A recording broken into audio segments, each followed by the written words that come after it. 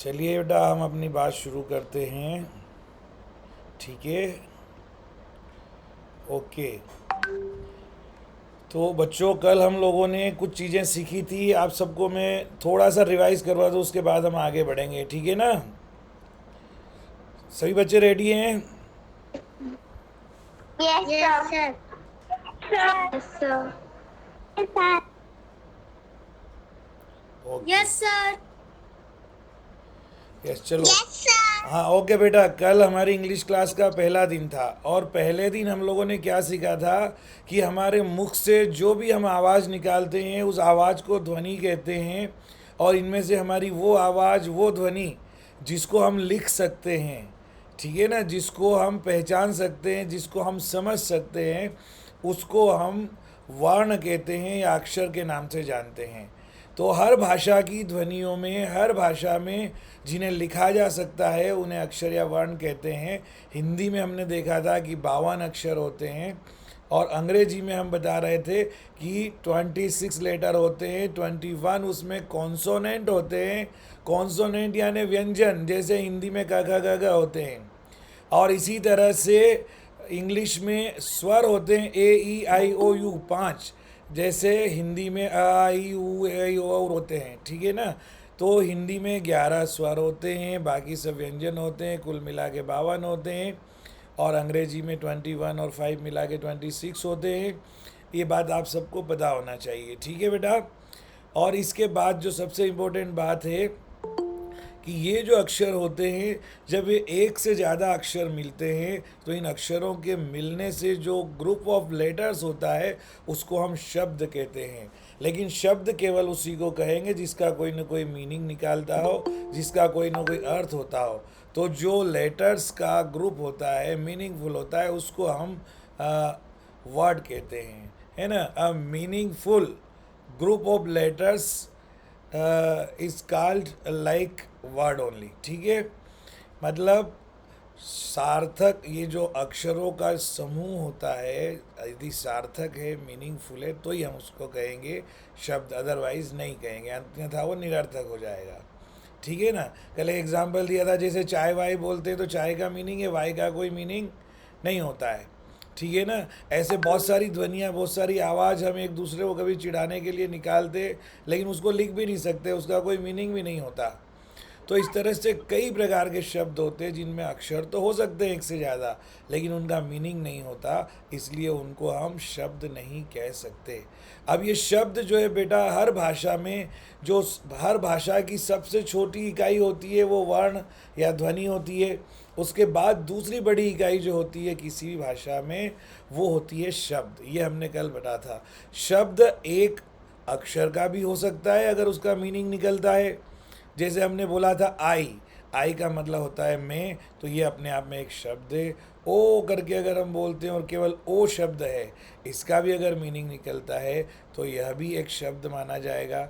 इसी तरह दो अक्षरों के भी शब्द हो सकते हैं, जैसे he, me, it, she, he, she, it, है ना? और ऐसे बहुत सारे शब्दों को हमने देखा था कि एम ई मी होता है और आई एस इज़ होता है। ऐसे अनेक प्रकार के शब्द होते हैं जिनका मीनिंग होता है, चाहे वो दो अक्षरों से मिलके बने हों। कल हमने एक अक्षर, दो अक्षर और फिर तीन अक्षर के शब्दों का अभ्यास किया था। फिर हमने देखा था कि ये शब्द 8 प्रकार के होते हैं। इन शब्दों का जो नेचर होता है, इन शब्दों का जो मीनिंग होता है, उसके अकॉर्डिंग इन शब्दों को 8 शब्दों के प्रकार में बांटा गया है। जो होते हैं, नाउन होता है, प्रोनाउन होता है। ठीक है? नाउन और प्रोनाउन, इनका तो बेटा सीरियल नंबर है। मैं सीरियल नंबर बोल रहा हूँ, देखते हैं कितने बच्चे सीरियल नंबर से जमा कर टाइप करके भेज देंगे। ये जो शब्द के 8 प्रकार होते हैं, सीरियल नंबर 1 में आएगा नाउन, नंबर 2 में आएगा प्रोनाउन, नंबर 3 में आएगा एडजेक्टिव, और नंबर 4 में आएगा वर्ब, नंबर 5 में आएगा एडवर्ब, नंबर 6 होता है हमेशा प्रीपोजिशन, नंबर 7 होता है conjunction, and the last number 8 होता है इंटरजेक्शन। है ना? अगर आप में से बड़े बच्चे समझदार है तो वो मैसेज बॉक्स में टाइप करके भेज सकते हैं सीरियल नंबर से। ठीक है ना? तो ये है, मैंने जो नाम बताया आपको, नाउन, प्रोनाउन, उसके बाद adjective, verb, adverb, preposition, conjunction और इंटरजेक्शन। इनको आप सही क्रम में जमा कर अगर भेज सकते हैं तो मैसेज बॉक्स में भेजिए। ये 8 प्रकार के शब्द होते हैं और इन 8 शब्दों की स्टडी जिन्होंने कर ली वो बहुत बढ़िया तरीके से अंग्रेजी भाषा का बहुत बड़ा हिस्सा आसानी से समझ सकता है ना। इसलिए हम सिस्टमेटिक वे में चलेंगे। चलिए मैं 1 मिनट का टाइम देता हूँ। आप में से कोई बच्चे इनको रिपीट कर सकता है तो मुझे बोलकर बताएं, 1 बाय 1, एक साथ नहीं बोलेंगे। और जो टाइप कर सकता है वो टाइप करके बताओ। चलो। Sir yes. सर मैं कल नहीं आई थी तो मुझे पता नहीं है। हाँ कोई बात नहीं, जो कल नहीं आया था वो अभी सुन, जो बच्चे बताएंगे मैं इनकी भी बातें कल सुन। नहीं आई थी तो मुझे पता नहीं है। ओके कोई बात नहीं, अब आप बात ना करें, जो भी बोलना हो मैसेज बॉक्स में डालें। और जो बच्चे आए हैं जो बता सकते हैं वो बताएं, है ना। क्लास 9th के बच्चे मुझे लगता है कि यहाँ है। 10th वालों का तो कल हिंदी का इसलिए आज नहीं होंगे। तो 9th के जो बच्चे उनमें से कोशिश करो 1 बाय 1 बताएं। दिव्या दांगी है, उसके अलावा और कौन कौन है बेटा बताओ। 8 नहीं बता सकते तो 4 बता दो, एक एक बता दो चलेगा। बताओ सीरियल नंबर 1 पे क्या बोला था मैंने। नाउन। बताइए noun. Serial number 1। Noun. Number 2 पे बताइए। Number 2 pronoun. Yes. Adverb. Number 3 में आएगा adjective. Verb. Adverb. Yes. Shashank Saini कौन सी क्लास में हो बेटा। शशांक सैनी के नाम से कौन बोल रहा है अभी वर्ब एडवर्ब, कौन सी क्लास में हो। 5th A स्वीकृति सैनी। स्वीकृति बढ़िया बता रही हो बेटा, फिर से एक बार बोलो, जल्दी से बोलो, रिपीट करो।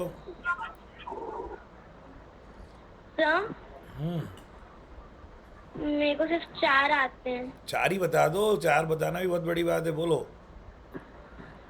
Noun, pronoun, Yes. Adjective, verb. अब वर्ब आ गया तो वर्ब के पहले एड लगा दो, एड वर्ब हो गया। यस। एडवर्ब। और कौन बताएगा 6। हाँ बोलो बोलो। Sir noun, pronoun, noun, pronoun, हाँ adjective, verb, adverb, interrogative.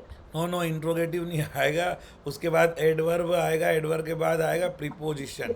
Sir मुझे सिर्फ 3 ही आते हैं। हाँ चलो जल्दी से बोल के बताओ। Noun and noun accepted.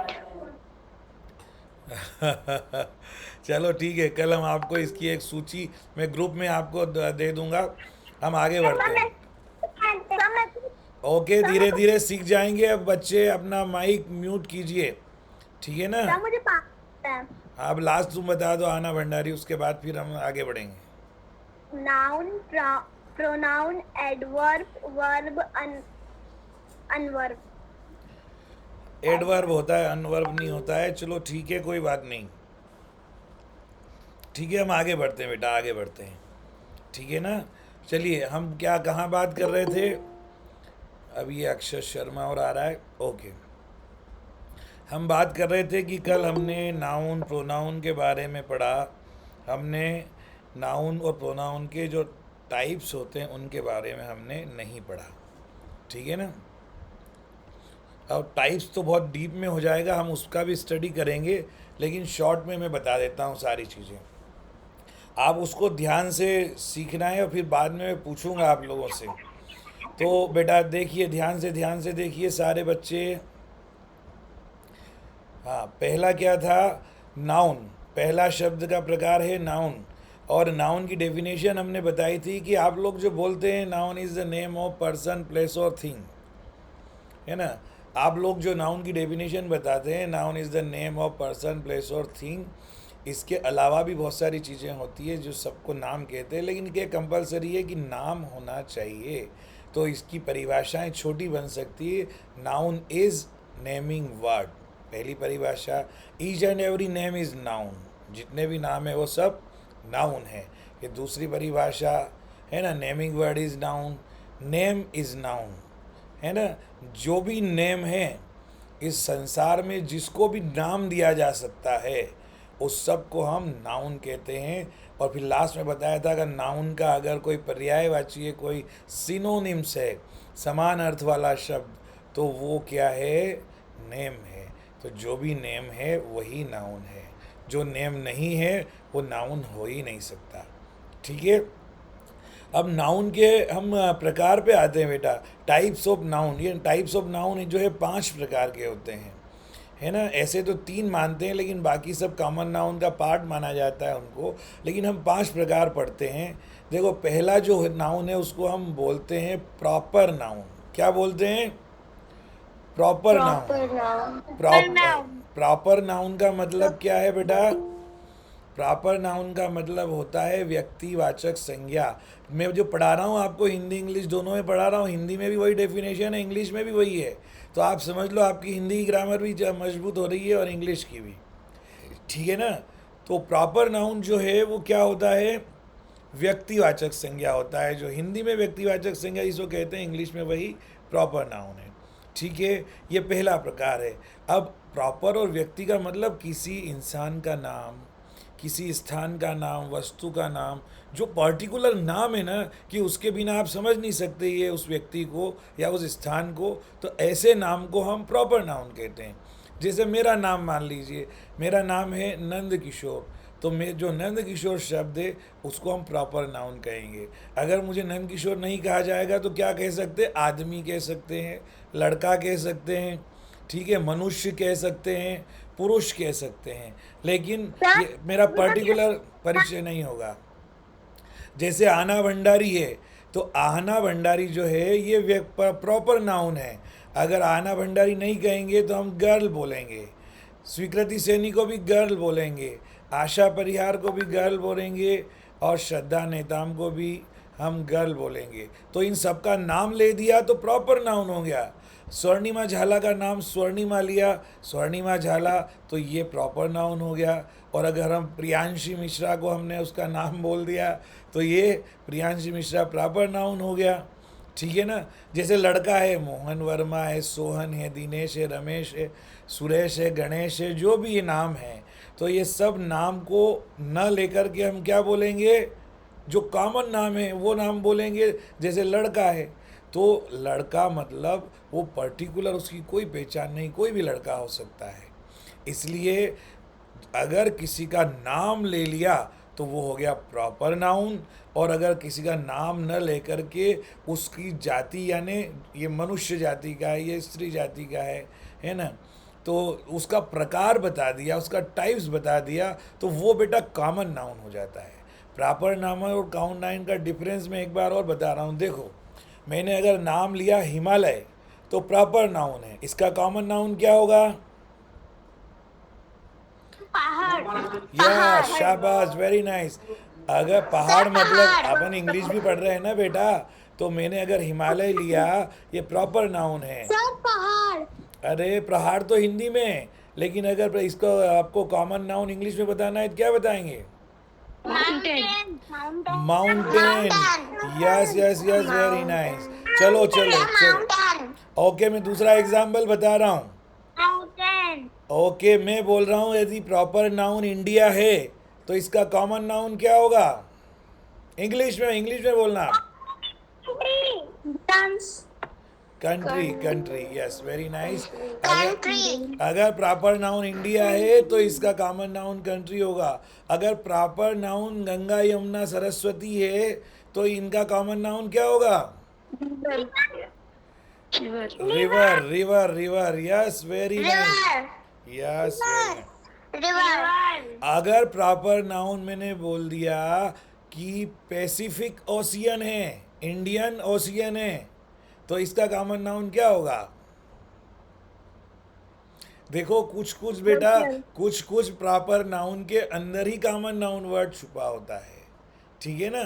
जब मैंने ओशियन बोल दिया, ओशियन का मतलब होता है महासागर, और उसका नाम बोल दिया मैंने, पैसिफिक बोल दिया, इंडियन ओशियन बोल दिया, तो उसका कॉमन नाउन क्या हुआ? ओशियन हो गया।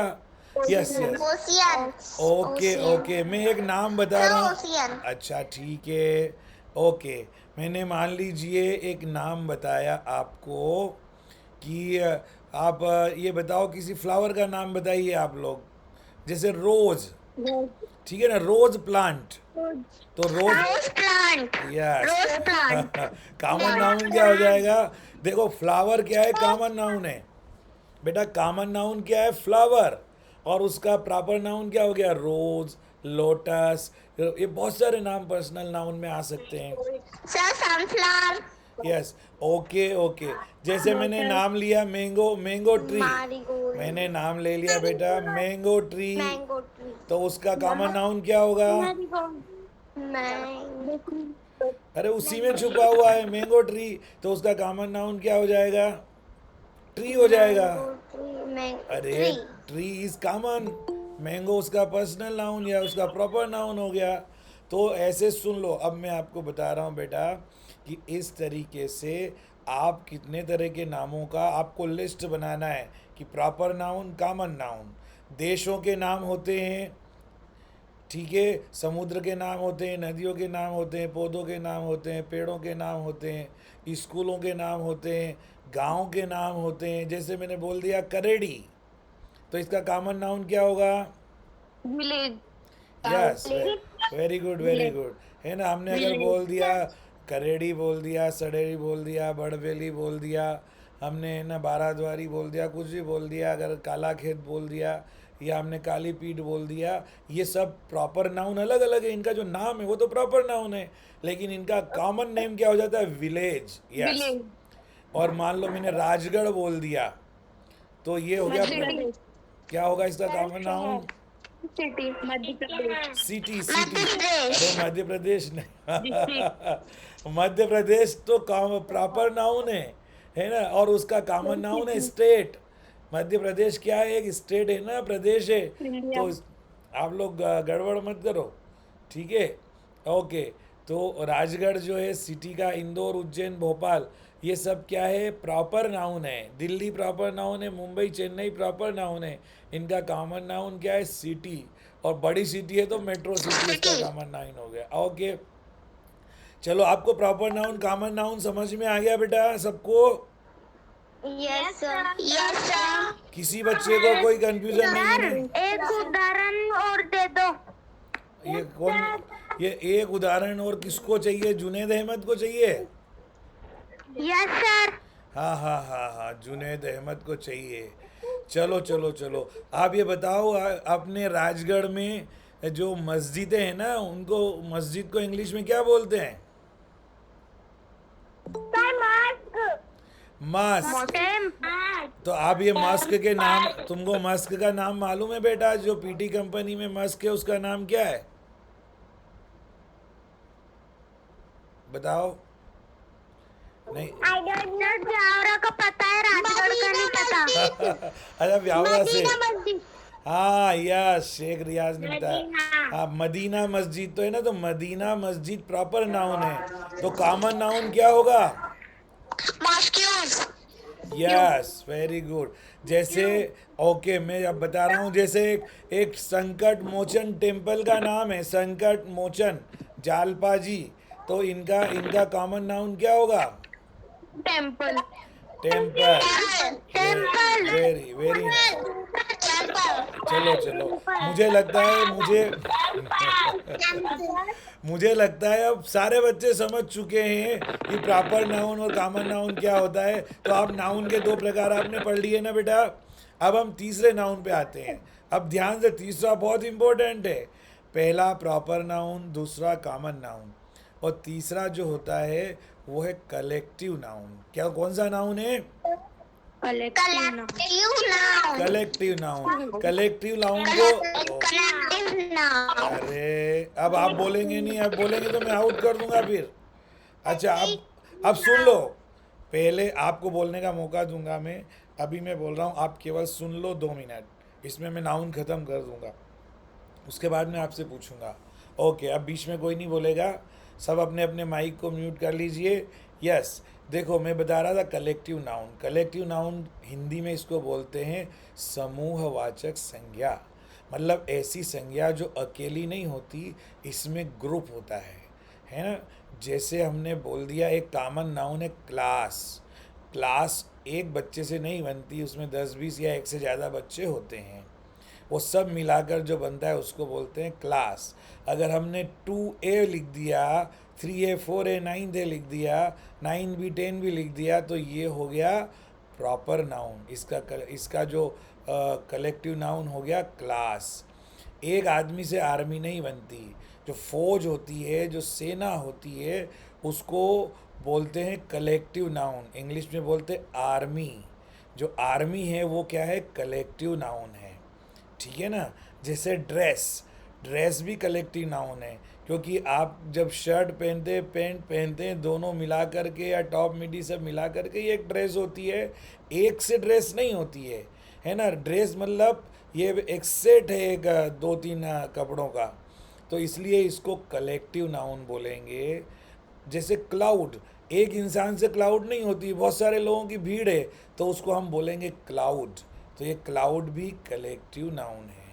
इसलिए आपको ये समझना है कि ऐसे जहाँ जहाँ पर भी ग्रुप होता है, जहाँ जहाँ पर कलेक्ट करके किसी चीज़ को बोला है, जैसे डज़न, 1 डज़न, एक डज़न में 12 चीज़ें होती है, इसलिए उसको अपन कलेक्टिव नाउन बोलते हैं, है ना। तो जैसे कलेक्ट अरे स्पेलिंग नो, बीच में मत बोलो। कलेक्टिव की स्पेलिंग आज बता देंगे सबकी आपको।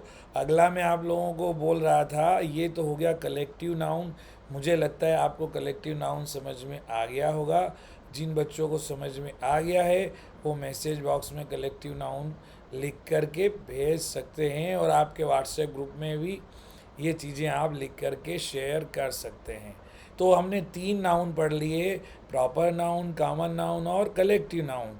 अब चौथा बेटा, चौथा जो प्रकार होता है उसको बोलते हैं मटेरियल नाउन। क्या बोलते हैं, मटेरियल नाउन। मटेरियल का मतलब होता है जो भी धातुएं हैं, जो भी प्रकृति में, नेचर में जो भी एलिमेंट्स और सामग्री पाई जाती है, वो सब मटेरियल में आती है। मटेरियल जिन चीज़ों से मिलकर के जो वस्तुएं बनती है, सामग्री बनती है, मनुष्य का शरीर बनता है, वो सब चीज़ें जो भाग होती है बनाने वाले, उसको मटेरियल कहते हैं। मटेरियल नाउन उसको कहते हैं। देखो जैसे धूल है तो मटेरियल नाउन है। धूल मिट्टी को हम सैंड बोलेंगे, लैंड बोलेंगे, ये मटेरियल नाउन में आएगा। अगर वायु है यानी हवा है, एयर, तो एयर मटेरियल नाउन में आएगी। अगर इसी तरह से गोल्ड है, सिल्वर है और आयरन है, ये धातुओं के नाम मटेरियल नाउन में आते हैं। जितनी भी गैसेस है, ऑक्सीजन है ना, ऑक्सीजन है, हाइड्रोजन है, नाइट्रोजन है, अमोनिया है, ये सब गैसें। कार्बन हाँ, कार्बन डाइऑक्साइड है, गैसेस भी सब मटेरियल नाउन में आती है। कपड़ा है, धागा है, सूत है, ये सब मटेरियल में आता है। ठीक है ना। कोई पाउडर है वो भी मटेरियल में आता है। मुझे लगता है जहाँ तक तो ये सारी चीज़ें जो है, आप जो मटेरियल है, ये जो प्रकृति में ठोस द्रव गैस जिनको हम बोलते हैं, ये हर तरह की चीज़ें जिनसे कोई ना कोई आइटम बनाया जाता है, मटेरियल नाउन में आता है ना। तो मटेरियल नाउन चौथा नाउन आपने आज पढ़ लिया। और एक पांचवा सबसे इम्पोर्टेंट, सबसे अलग, वेरी नाइस जो होता है, उसको हम बोलते हैं बेटा एब्स्ट्रैक्ट नाउन। एब्स्ट्रैक्ट नाउन वो नाउन है जिसको आप छू नहीं सकते, जिसको आप देख नहीं सकते। अभी तक जो हमने नाउन बताए ना, वो तो आप आंखों से देख सकते हैं, टच कर सकते हैं। लेकिन अभी जो मैं बता रहा हूँ एब्स्ट्रैक्ट नाउन वो है जिसको हम केवल और एहसास कर एब्स्ट्रैक्ट सकते नाउन हैं, वो होते हैं जिनको अपन छू नहीं सकते, लाइक एयर। जिसको हम फील करते फील हैं। कर सकते। Air, oxygen. Okay okay okay, जिसको हम फील कर सकते हैं, जिसका हम एहसास कर सकते हैं। हिंदी में इसको बोलते हैं भाववाचक संज्ञा, और मटेरियल नाउन को बोलते हैं पदार्थवाचक संज्ञा। मैंने आपको हिंदी में भी पढ़ा दिया, मैंने आपको इंग्लिश में भी पढ़ा दिया। तो जो भाववाचक संज्ञा है, हमारे मन के अंदर जो भाव होते हैं, हमारे अंदर जो क्वालिटी होती है, जो गुण होता है, उसको अगर आपने कोई नाम दे दिया तो वो कहलाएगा एब्स्ट्रैक्ट नाउन। अगर मान लीजिए हम सुंदर है, ब्यूटीफुल है, तो ब्यूटीफुल तो नाउन नहीं है, लेकिन ब्यूटी, सुंदरता, इसको बोलते हैं भाववाचक संज्ञा। ब्यूटीफुल बोलने से वो एडजेक्टिव हो जाएगा, है ना। और मान लो हम खराब है, भद्दे लगते हैं, तो उसको अगली बोलते हैं, तो वो भी हो गया आपका भाववाचक संज्ञा, यानी एब्स्ट्रैक्ट नाउन। एब्स्ट्रैक्ट नाउन में आप अगर ईमानदार है, ऑनेस्ट है, तो आपके अंदर जो गुण है उसको क्या बोलते हैं? ऑनेस्टी। तो ऑनेस्टी जो वर्ड है, ऑनेस्टी जो भाव है, ये है एब्स्ट्रैक्ट नाउन। तो ऑनेस्टी एब्स्ट्रैक्ट नाउन है। आप अपने माता पिता को चाहते हैं, उनको बहुत प्रेम करते हैं, तो ये जो भाव है इसका नाम होता है लव या स्नेह। तो ये या दुलार या लाड़ प्यार दुलार, है ना। तो ये लव एंड अफेक्शन, ये जो चीज़ें हैं इनको हम बोलेंगे एब्स्ट्रैक्ट नाउन। क्या बोलेंगे? Abstract noun. इन्वॉल्वमेंट, बिलोंगिंगनेस जो आपकी होती है, लगाव जो होता है, जुड़ाव होता है, ये एक प्रकार के भाव का नाम है ना। जैसे ईमानदारी, चोरी, बेईमानी, है ना, ये सब भाव है। अब किसी ने ऊंचाई को तो देखा नहीं, लेकिन ऊंचाई भी एक प्रकार से भाव हो गया एक तरह से, तो ये भी एब्स्ट्रैक्ट नाउन में आना चाहिए। तो इस तरह के बहुत सारे जो गुण होते हैं, जो भाव होते हैं, जैसे मान लीजिए ये जितने भी एडजेक्टिव है ना, ये सारे एडजेक्टिव से एब्स्ट्रैक्ट नाउन बनती है। जैसे काला है तो काली माँ, लाल है तो लाली माँ, हरा है तो हरियाली। अब हरियाली क्या है? ये भी एक तरह से भाव का नाम हो गया, ठीक है ना। ये हमारा हम एहसास करते हैं कि इसको ऐसा बोलते हैं।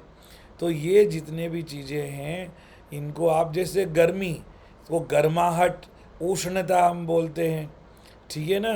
तो अंग्रेजी में इसी को क्या बोलेंगे? क्या बोलेंगे? क्या बोलेंगे बताओ? कोल्ड, जैसे ठंडाई, ठंडी चीज़ हम कोल्डनेस बोलेंगे, हॉटनेस बोल देंगे। तो ये जो उजाला है तो हमने ब्राइटनेस बोल दिया, है ना। और अंधकार है तो उसको हमने क्या बोल दिया? क्या बोलेंगे? डार्कनेस। यस। तो ये सारी चीज़ें जो हमने पढ़ी बेटा, ये सब क्या है? ये सारी की सारी आती है आपकी एब्स्ट्रैक्ट नाउन में। तो हमने नाउन के आज 5 टाइप पढ़े।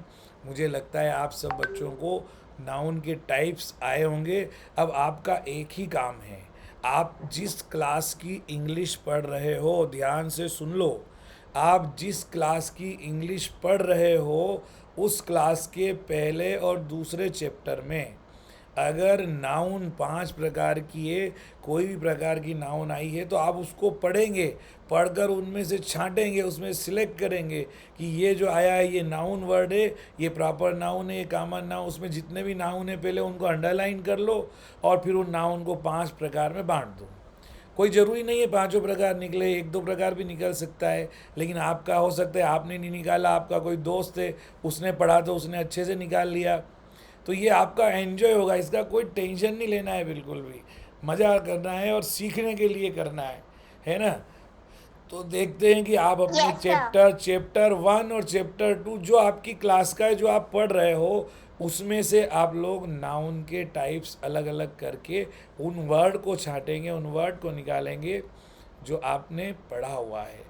मुझे लगता है अगर ये प्रैक्टिस आपने की, उसमें से नाउन निकाल लीजिए, उसमें से प्रोनाउन निकाल लीजिए, उसमें से वर्ब निकाल लीजिए, उसमें से एडवर्ब निकाल लीजिए, सबको निकाल लो अलग अलग। और ये अलग अलग जो बच्चा निकालना जानता है, देखना फिर आपकी वोकेबलरी कितनी तेज़ी से आगे बढ़ती है।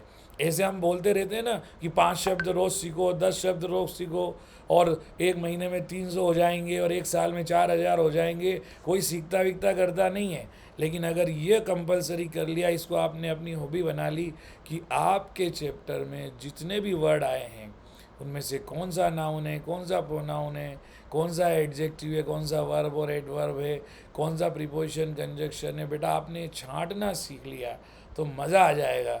और आप कोई उस चैप्टर का कोई ऐसा शब्द नहीं बचेगा जिसके बारे में आप जानते नहीं हो, है ना। तो ऐसा कोई शब्द नहीं होना चाहिए आपके चैप्टर 1 का या चैप्टर 2 का जिसको आप पहचानते नहीं हो कि ये नाउन है या प्रोनाउन है। चलो प्रोनाउन तो मुझे लगता है आप सब लोगों ने कल सीख लिया था। बेटा प्रोनाउन के भी बहुत सारे प्रकार होते हैं, मैं एक आध शॉर्ट में बता देता हूँ, है ना। जैसे प्रोनाउन में क्या होता है कि मैं बोल रहा हूँ, मेरे साथ और भी लोग हो सकते हैं बोलने वाले।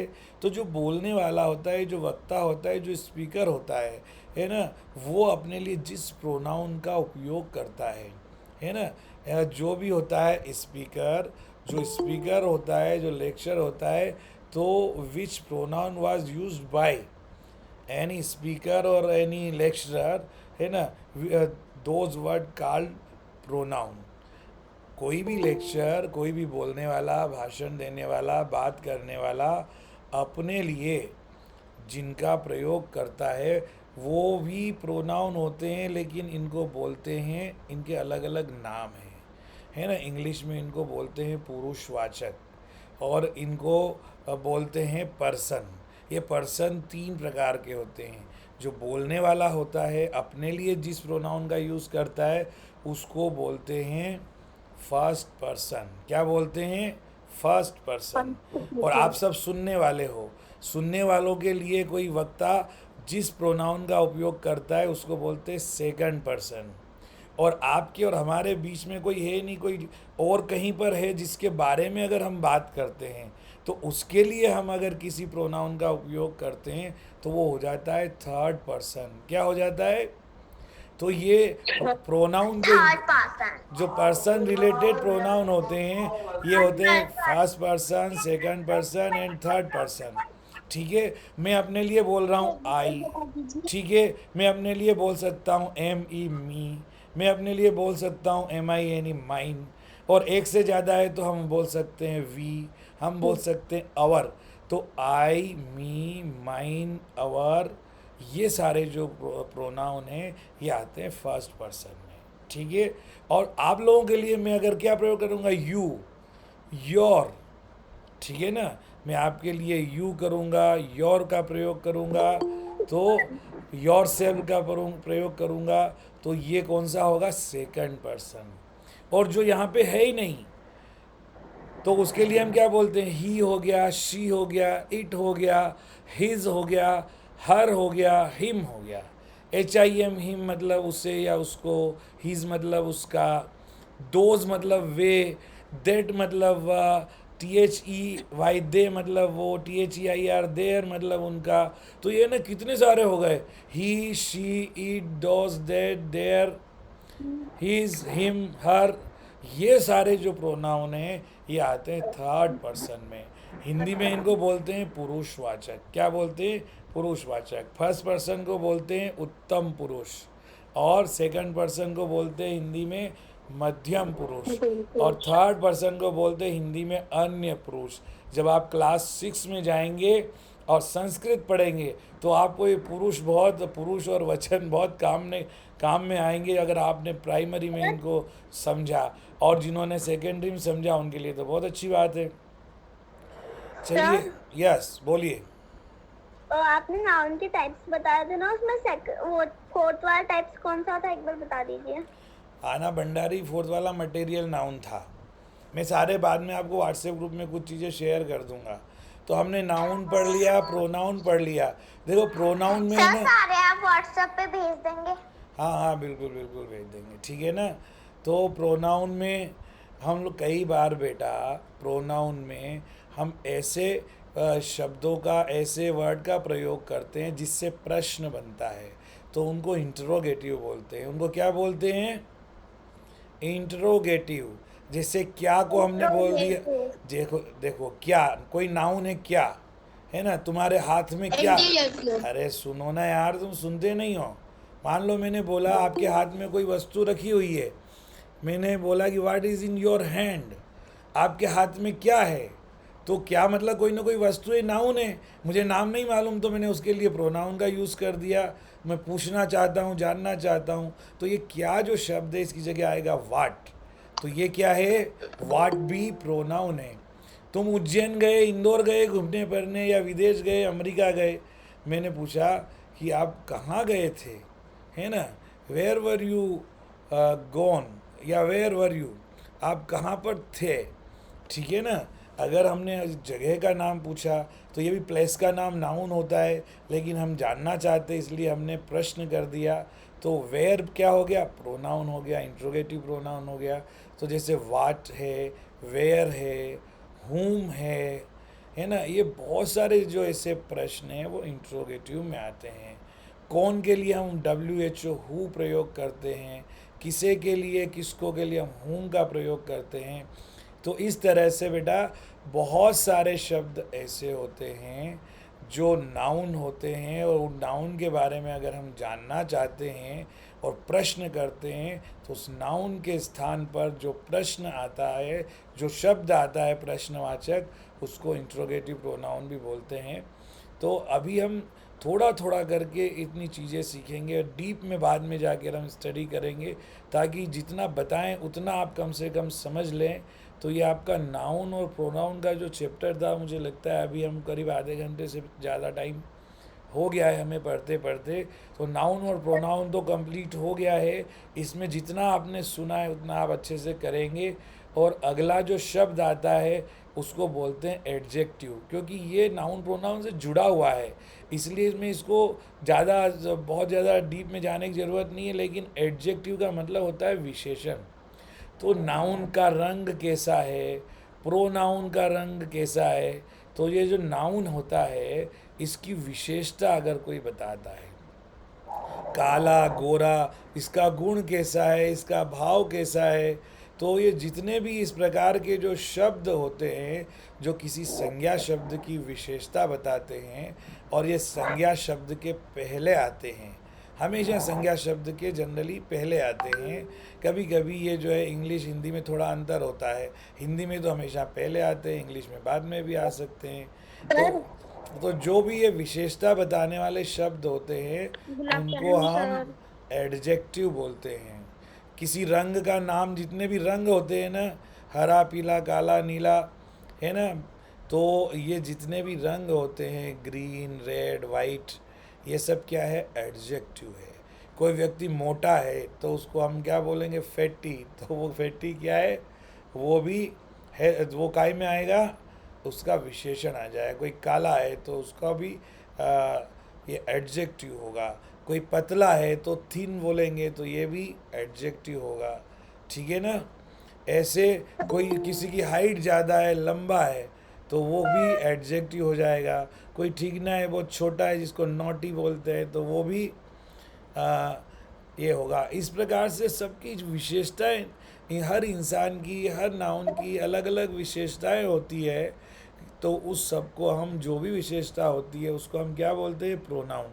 मैंने बताया ना, सबसे बढ़िया तरीका क्या है, जब आप अपना चैप्टर 1 एंड चैप्टर 2 पढ़ेंगे तो छांटो अब, और अपने आप समझो कि भाई ये तो नाउन तो मैं जानती हूँ, मैंने छांट लिया, प्रोनाउन भी जानती हूँ, अब बचाओ कहीं एडजेक्टिव तो नहीं है ना।